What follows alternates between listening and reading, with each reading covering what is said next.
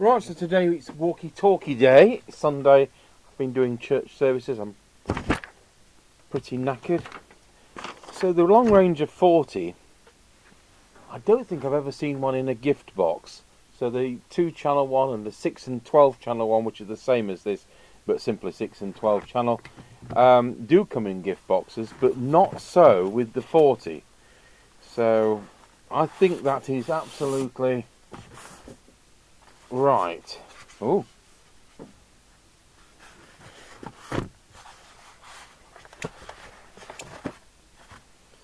So out of the what I've done is to print off the instruction book specification, because I had to make sure that these are watt volts and it's 12 volts.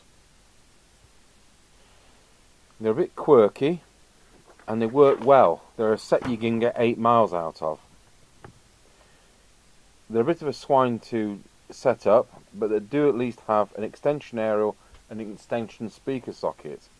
So unlike the 6 and 12 channel versions, we're not faffing about with connections to the aerial and having to take the thing apart and solder wires on. They should come with a 10 times AA battery holder, or you'd put an 8 times AA holder in for throwaway batteries. So it's come with the 10, which is in lovely condition. It's probably brand new anyway. Readily available, either the 10s or the 8s.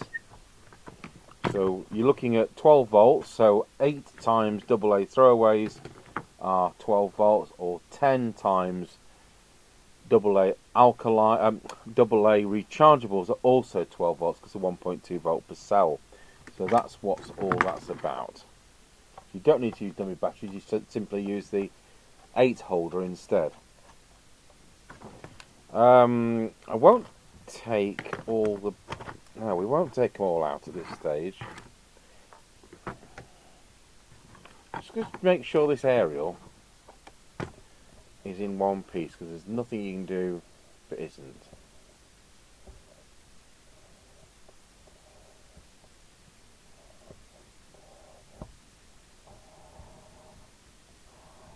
Obviously the SWR is absolutely critical, that is pulled out absolutely fully and doesn't have any missing elements.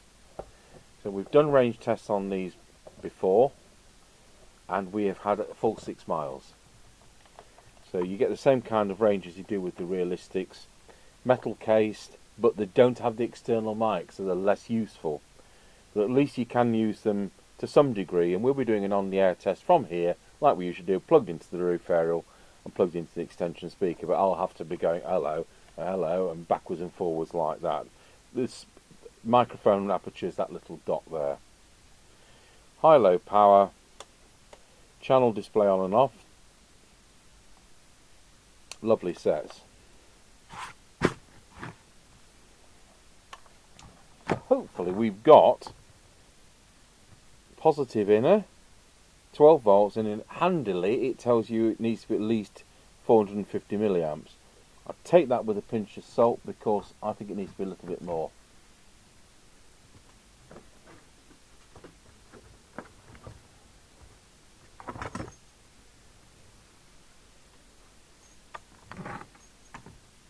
I thought it was that adapter. We don't want that adapter because it's the same one as used on the Realistics. You know what, I think I've left it in our chapel, believe it or not, where I've got a Maxcom 7E in there. So I need, that's alright, so it's just the adapter we need.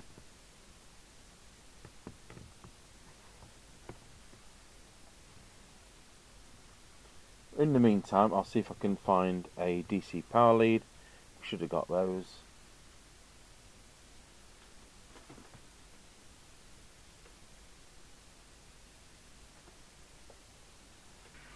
Right, so we're connected up to power. 12 volts, connect the aerial to the test equipment, and we're on channel 20. We'll press transmit. I just put picture in picture on so we can see this together. I'm on the 3-watt scale and we're in the wrong mode. We're doing 1.5 watts.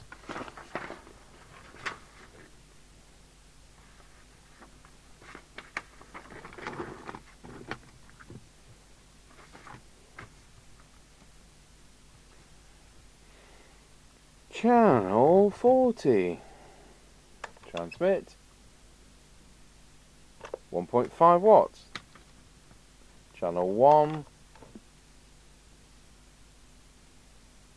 1.6 watts. Low power. Get back to channel 20.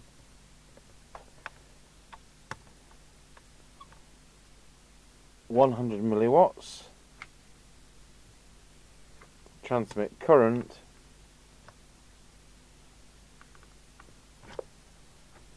620 milliamps, which is why saying you need 450 milliamps is absolutely ridiculous.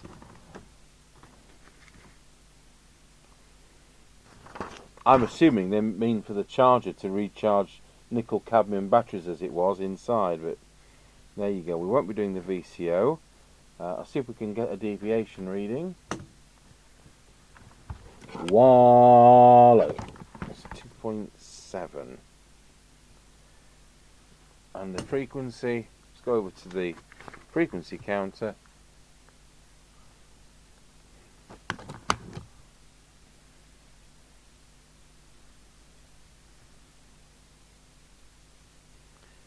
And what have we got?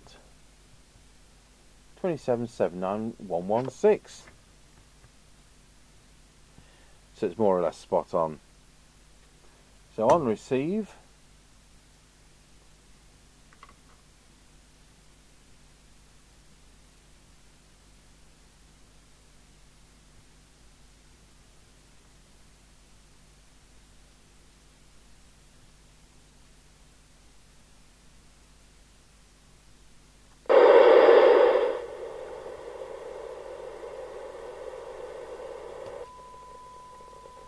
plug the test instruments in.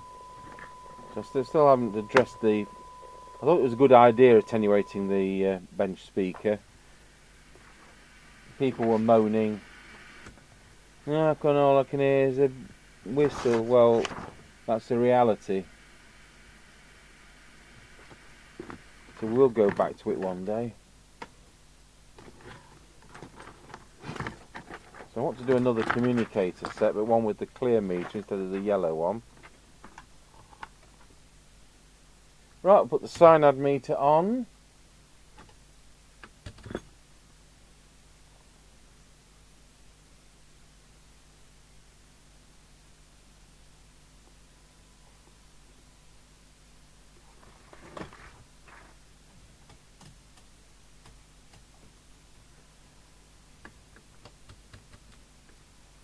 And let's go over to the cyanide meter. So what we got for 12? That's about 1 microvolt. Let's just get a more accurate reading than about. It's 1 point... Just see if touching the case makes a difference. Yes, it does. So I need to touch the case for a fair reading.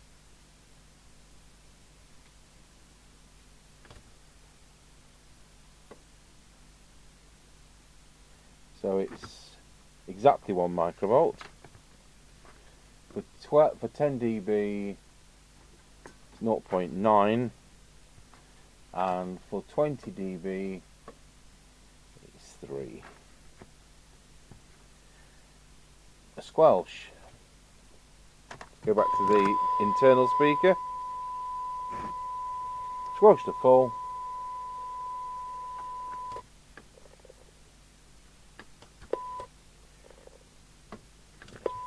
Pretty weak.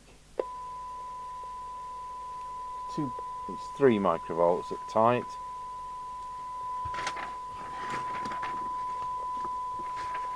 threshold.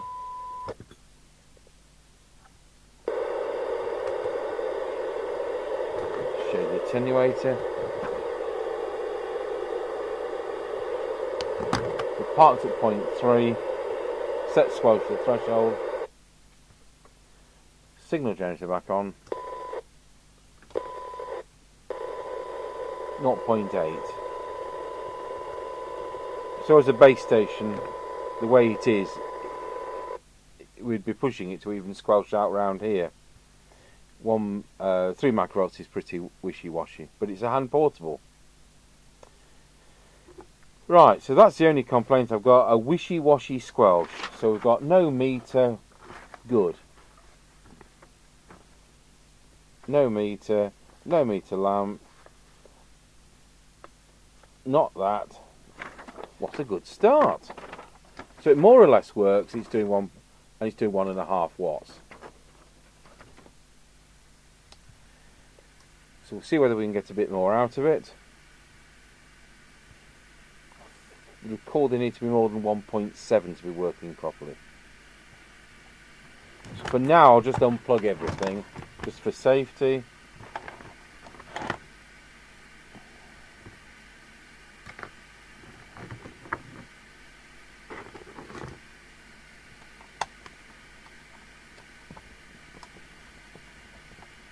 These are quite an old-fashioned design. When I was in the United States, which was 83, I saw this as a Royce model. Obviously out of the same factory.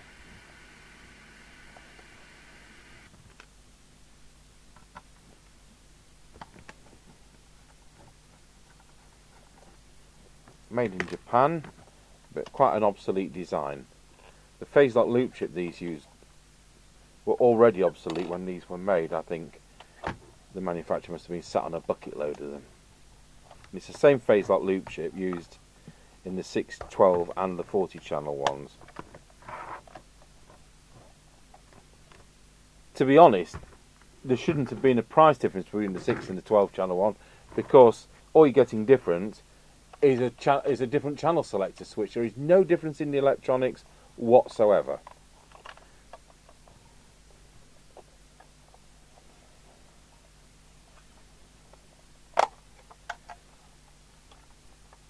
And they're swines to put back together.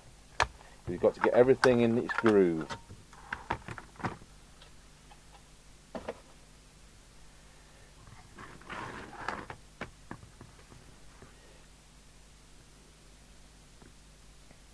So this time we'll make a note of the what we take out. Did I say that right? Not really. What we'll do is to make a note of what we are doing and do one of our black and white photos like we tend to.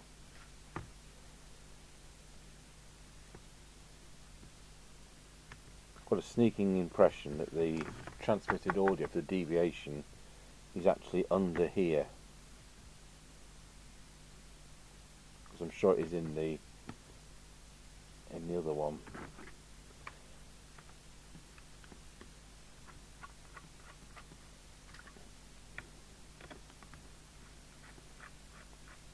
And to be honest, it doesn't need adjusting.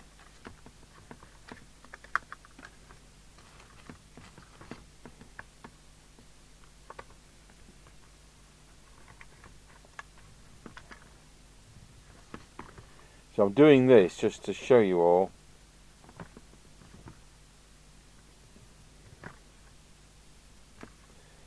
you've got to be careful what you take out of these sets, because some of these screws hold brackets on the other side. There's the oddball synthesizer. It's an OKI Semiconductors device. It's an MSM 5807.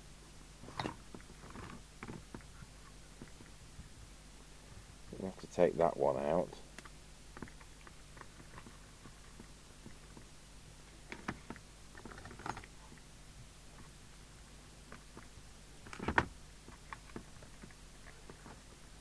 Probably have to take the knobs off as well.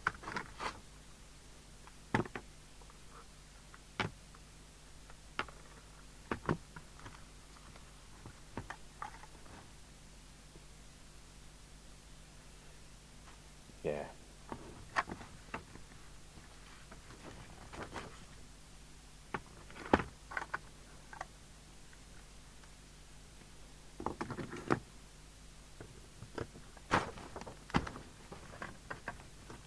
And the irreplaceable rod antenna.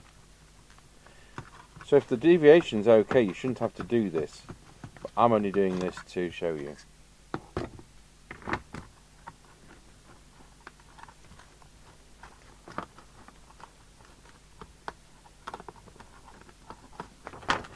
So what other screws are there? So I've got to be careful not to take things out which are brackets.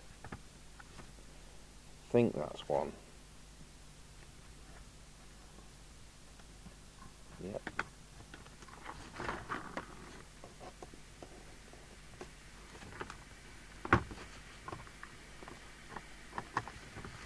So that one as well. I thought that was the one you didn't take out, but you know, memory. I've not done one for a few years.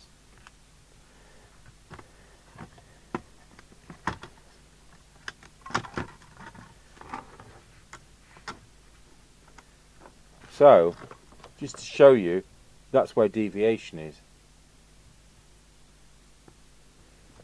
And the display's on this subboard, not where you'd expect it to be on the board. So the next question is, why has this got a piece of paper stuffed between it? And have I taken the wrong screws out? Well, it's got a Japanese piece of paper between it, so it should be there. And I've taken the wrong screws out. I knew there was some you didn't take out. So it's the machine screws, the short machine screws from here.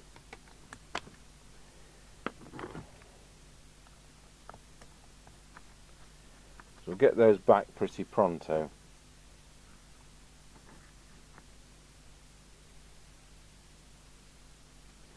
If your deviation's okay, you don't need to take the board out.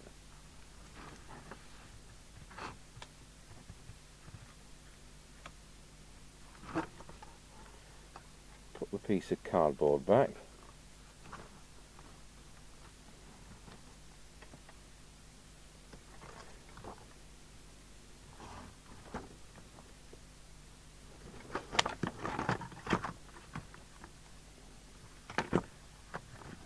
So I'm going to put one screw back in,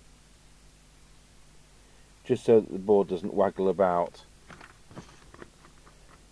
and we'll come back to whether we really do have to take that out when we check it with the other deviation meter. So there we go.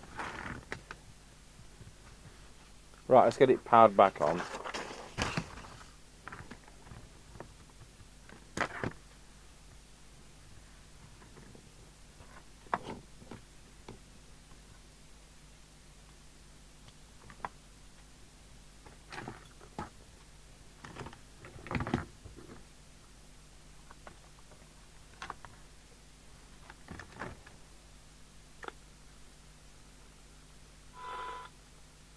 Good.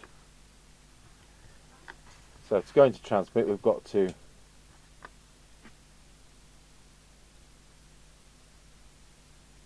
something's not happy. Oh, I'm in the wrong mode. Right.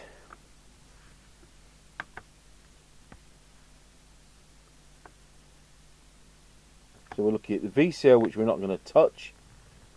The reference crystal looks to be there.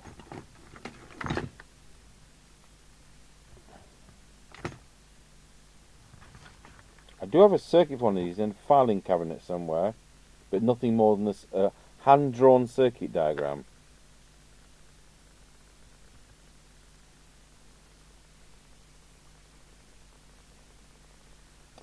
So it's 10.24 like you'd expect.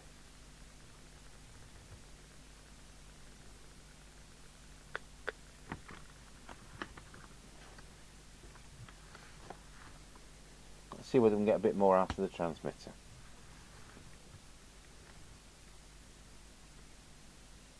I'm just trying to see where the reference crystal adjustment is.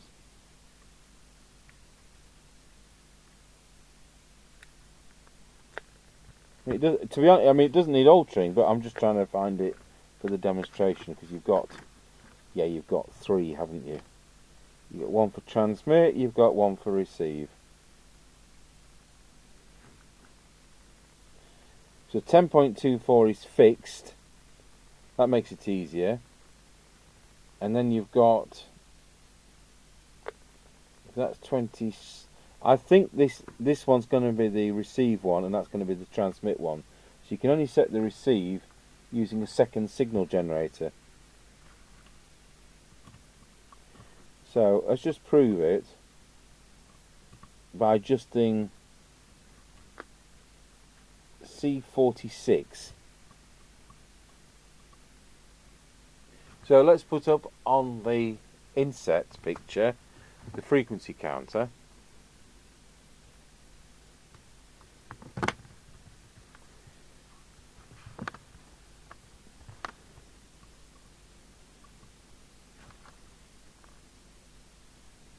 So I've got 27,79118.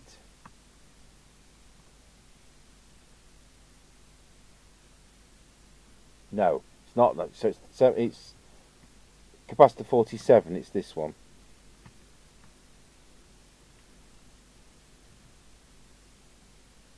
Yep.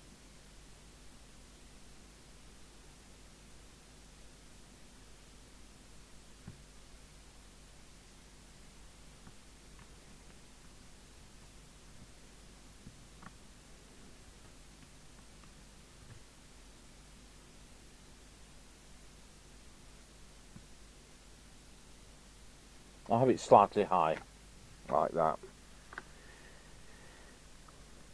Okay, so let's look at the first of the transmit lineup.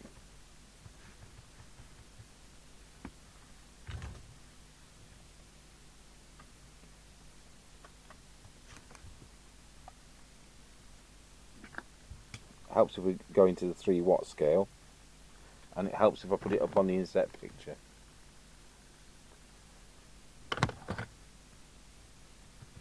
What's the output transistor? It's a Mitsubishi 2SC2166, so it's a very capable device.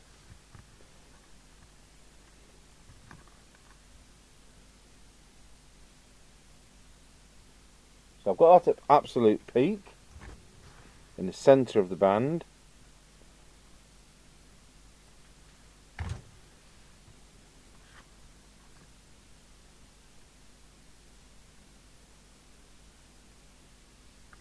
We're now near a 1.8. I can't actually understand why this is out.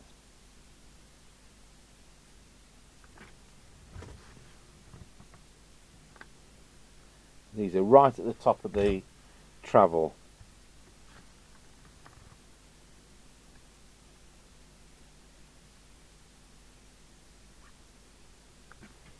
So I actually screwed that in a bit.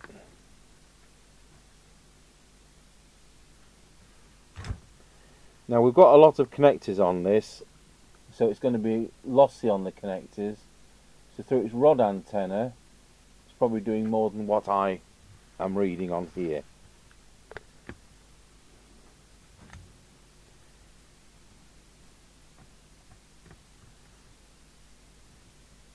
So it's 1.8 watts.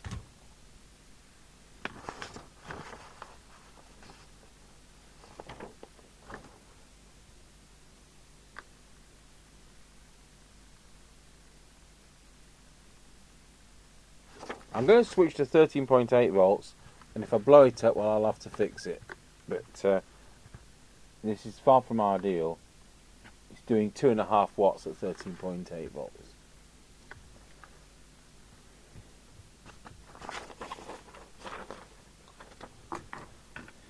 So we'll write that down for now.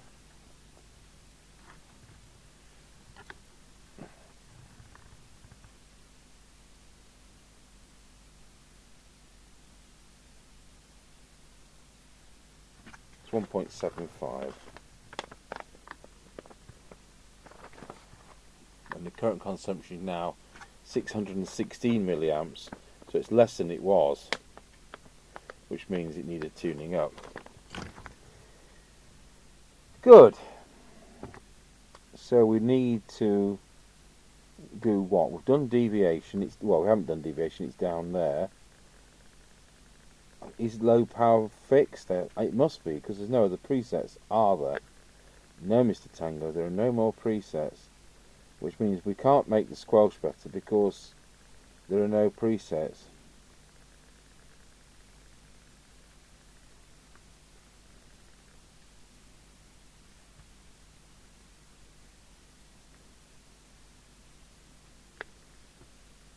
Right, we'll go through the receiver and we'll come back to the transmitter when we kind of put it back together. We'll plug the gear back in, turn the volume up,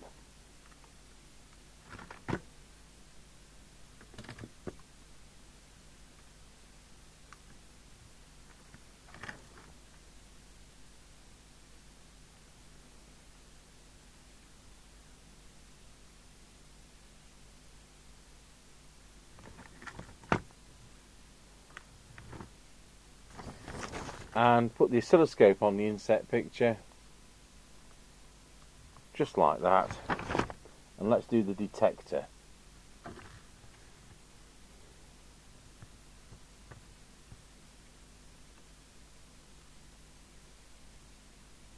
That was so close to being spot on.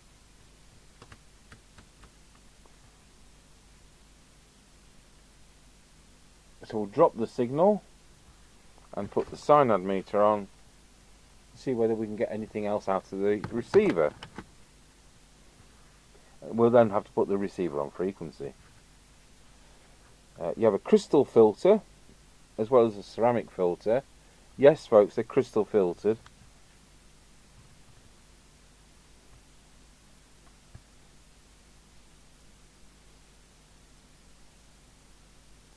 That was spot on. That wasn't, though. Drop the signal.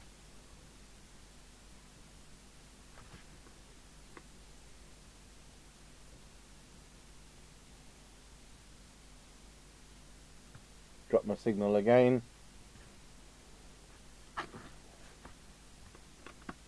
Now this is the IF.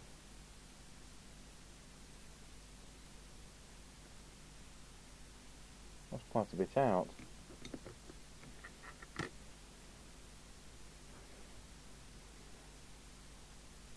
Now what we'll have to do is we've got to put the radio on frequency.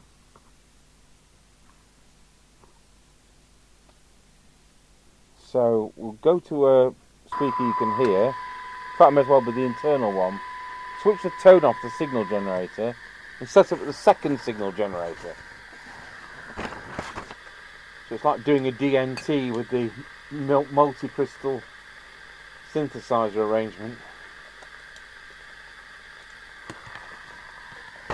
So here's our second signal generator, and it's set at 10.695. Can you hear that musical note? So we now know it's the inner one.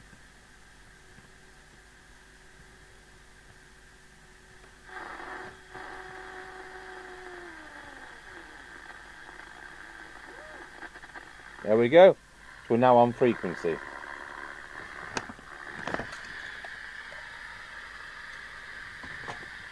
To remember how this works, we know our signal generator is on frequency. We know that second signal generator is on frequency. So the only thing not on frequency is the crystal.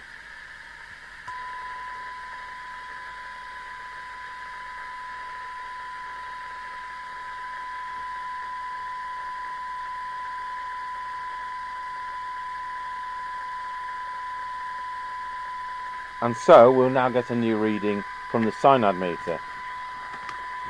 So plug that back in. And let's see what we now have. Don't know where my clipboard's gone. 0.42. Hey, that's an improvement.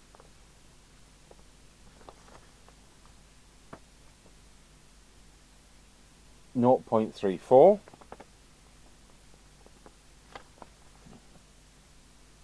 And let's see if there's any improvement on 20.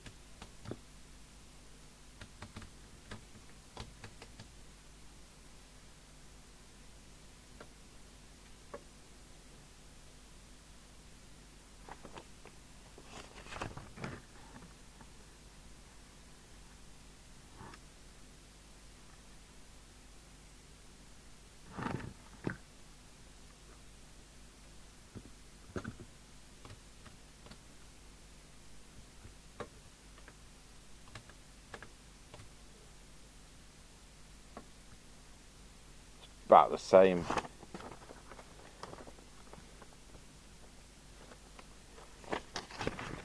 When we put it back together, there will be no difference with the squelch because there's no preset.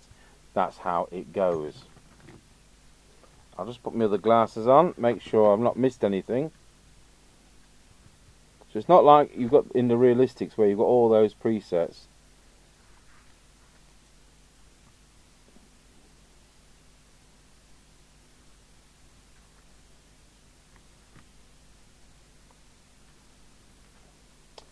So I'm going to take a break. When we come back, we'll need to do, well, I'll do it as a demonstration, and that's the coil there, because that coil is the loading coil for the aerial. So you're getting the maximum amount out of the aerial, which of course is what you want, isn't it?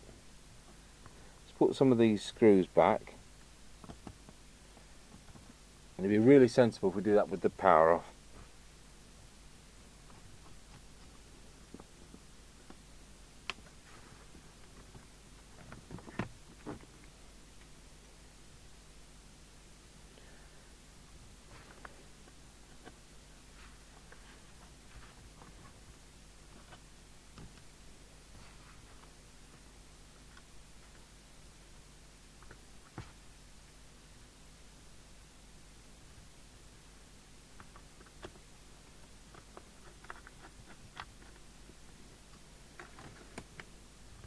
Oh, I know what. We needed to do the deviation. So I'm just going to double check that with the test. That's the whole point of not putting it back together. So just check it was okay, slightly high, but I'm not bothered about that on this hand portable.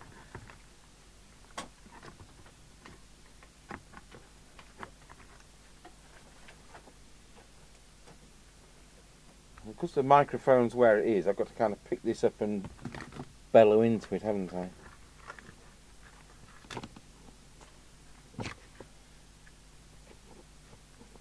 Here goes.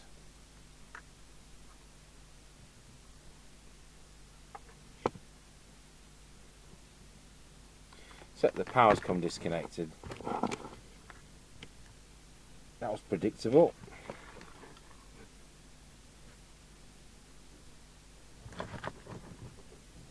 Wallow. Yeah, that's right. It is about 2.6. It's very, very slight. I'm not going to reduce it. Okay, so I'm going to take a break and we'll come back and hopefully finish it off. Right, so I've put that back together. We've had it on the other test instrument and it agreed with the deviation. So I've put the aerial back in because our next task is to make sure that coil's in the correct position. Again, really, this is something you wouldn't normally have to touch, just like we didn't need to touch the deviation control, but I wanted to show you all where it was. So we've got here a field strength meter. So it's a power and SWR meter, but it does field strength. It's got this little aerial socket on the back, which originally would have come with a little wire aerial. So we're going to put a crock clip on there because this came in a box of junk and that bit's missing. So let's put that in a position where everybody can see it and that the aerial remains connected. Look at that, made in Japan. Mind you, says the radio. They were the days. So we've just got a random bit of crocodile clip. What I'm going to do is I'm going to pull up fully the telescopic aerial. So that's now leaning across the bench, and then I'm going to disconnect the test equipment aerial, because what we're doing is making sure that this coil, which is the loading coil for the aerial, is at the peak position. So I need to go into transmit. Hopefully we're in field strength. Hopefully we're turned on. We're not.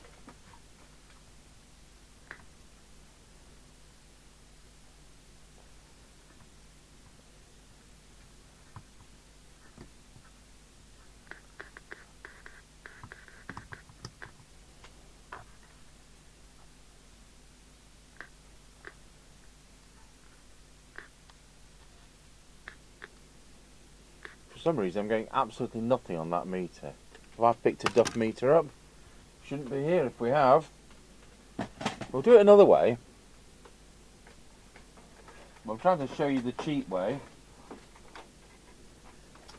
So we'll use the... This is going to be interesting to even get into shot. We'll use the RF voltmeter.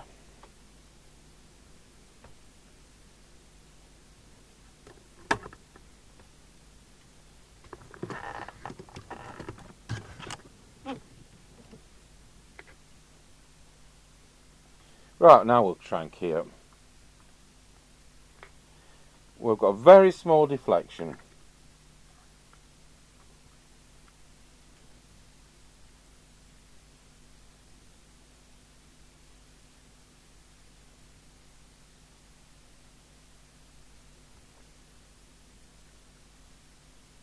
We actually have a peak.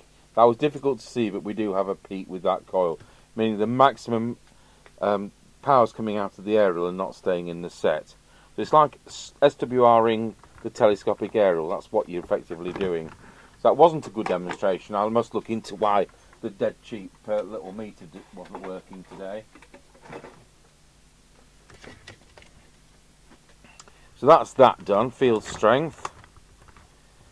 So now we'll go back to plugging this into the test equipment for some final checks.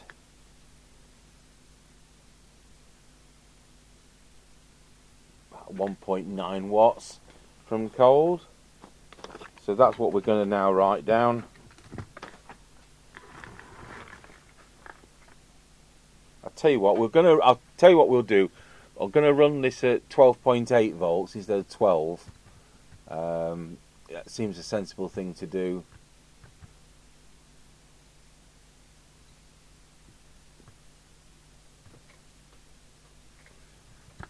Right.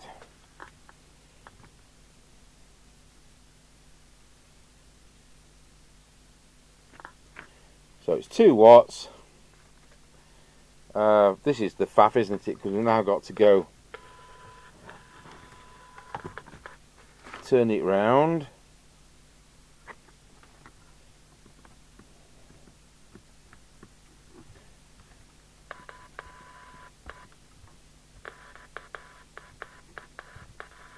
Go to channel 40.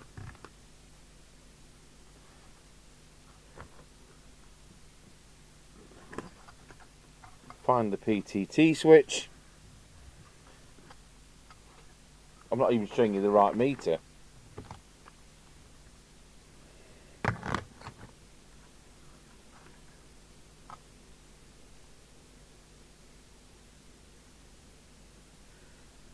.95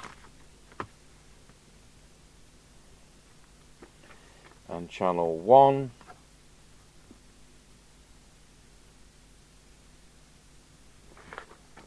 .05. Low power, because it's not adjustable on these, you get what you're given. 100 milliwatts.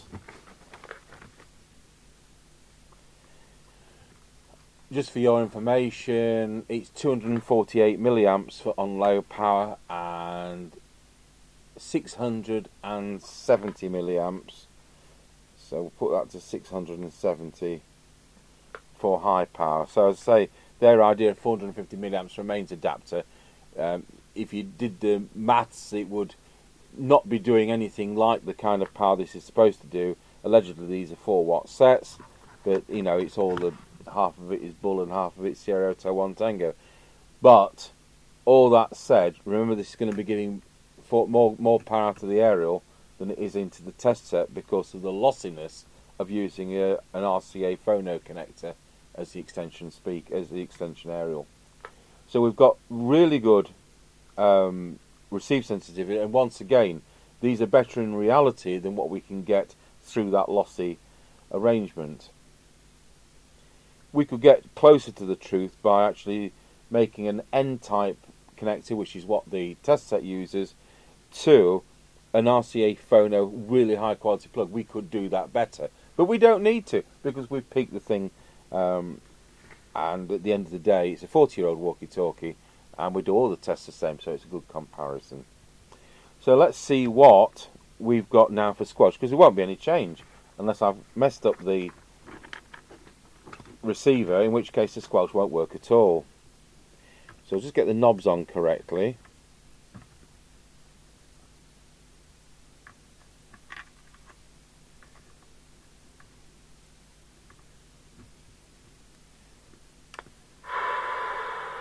Right, so full squelch, it'll probably still be 3 microvolts. No, it's better. Well, I go to the foot of our stairs, it's 6.2 microvolts. Still wishy-washy, isn't it? But at least it does something. Now minimum squelch. And again, I'm not showing you the attenuator, which I wanted to show you. So we've got the signal generator to standby and poised at 0.3 of a microvolt. Turn the squelch down to threshold. Signal generator back on.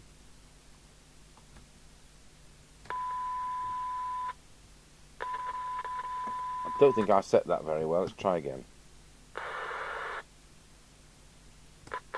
It's better.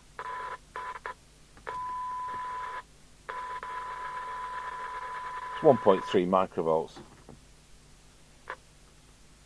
Not as sensitive as is ideal, but you can probably get that a bit more exacting. So the final thing, we'll just check with the deviation once again. While we'll go back to the meter so you can see that what I'm telling you. So I got 2.6 as an absolute peak, but if we were talking normally, it's about 1.9, and that's why I don't want to adjust the squelch. But if I bellow into it, actually I can now get a peak of 2.5. So although I didn't touch anything, it's come right. So it is the 2.0 to 2.5 kilohertz in the case of this radio. So there we go. So we're done.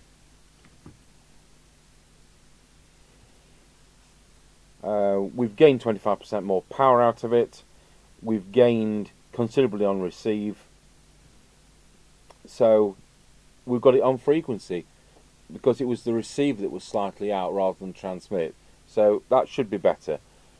Now we've shown these before. We've done a range test where one of our field tests where we actually go out with the body cam and we got 6 miles on one. So this is a customer set. We're not going to be doing that. So remember, when it comes with the 10 battery pack, they're expecting you to put rechargeables in it. So if you're going to be using throwaway alkaline batteries, you really don't want to be putting more than 8 in. 9 is an absolute pinch. So you're either going to be using dummy batteries to fill the gaps and put 8 in, or you're going to get an 8 cell holder which are readily available. We have them in stock anyway, which makes a change. Right, this is the hardest bit, putting it back together. Oh dear. I'll tell you what we're going to do. we are going to take these screws out and put the battery card in.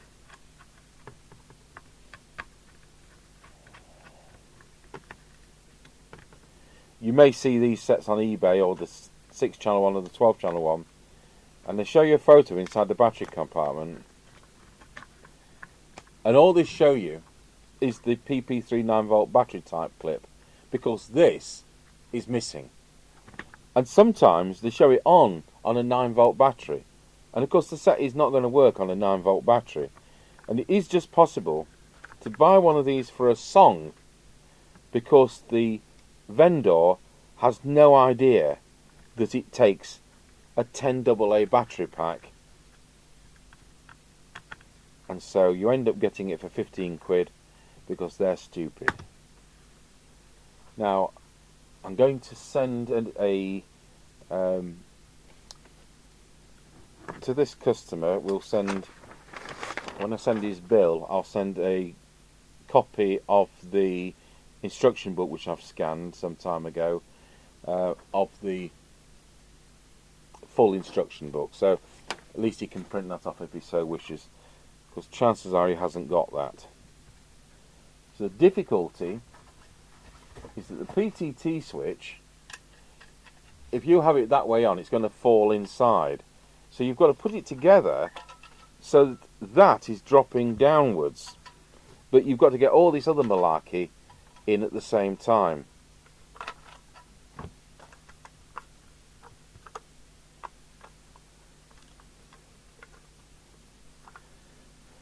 I don't know how long this video is, but this will probably be 20 minutes, this bit.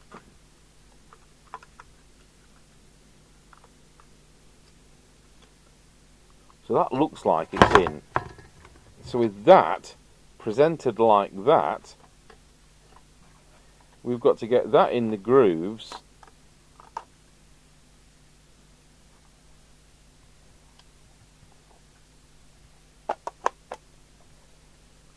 like so, and we can actually press the PTT switch. You know, normally when you show somebody something, even as a church organist that I've done for 40 years, and you go, well, the piece of music goes like this, and you just make mistakes. And then, just on this odd occasion, like today, I say these cases are an absolute swine to put back on. I've shown you how to do it, and I've actually pulled it off myself, which is incredible. And he sent that yellow duster so I can wipe my fingerprints off it.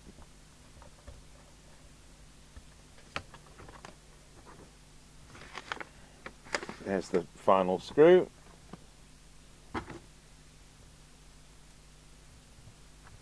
So as I said at the beginning, it's an old-fashioned design for the time,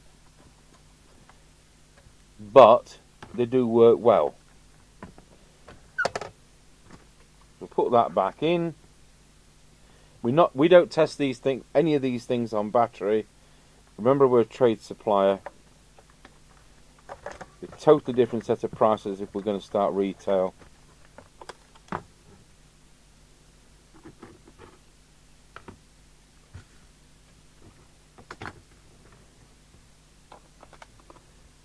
So any walkie-talkie sent in, if it has external power, then that will be how we test it.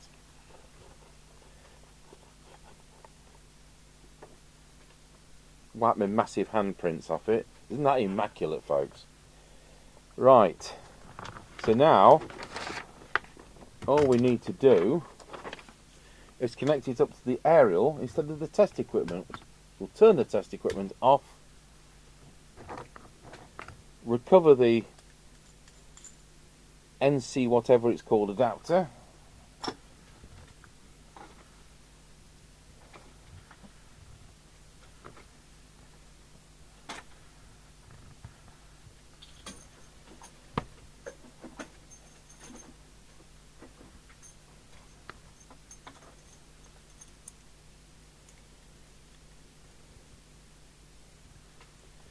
so remember, I'm connecting this to the power supply with these 2.1 power adapter. This type might even be 2.5. It's the pretty standard one. Positive inner into the mains adapter socket. Remember, that's bullshit. 450 milliamps, you're joking. The set's 650 at least. You want a normal power supply, but the thing is, it is supposed to be 12 volts. I'm not sure how these would survive on 13.8. Right, we're on the aerial. 19 Roger. So it's as sensitive as any normal set. So we should pick up the same junk.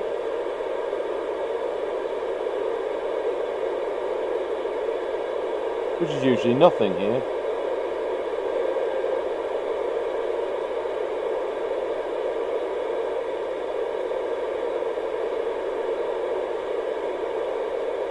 It's about 6:30 in the evening, so I don't know what they're all doing. There we go. Binatone Long Ranger 40 with a box, and that's the original box in immaculate condition, and it works a treat, but it certainly isn't 4 watts, even if it's supposed to be. Thanks for watching.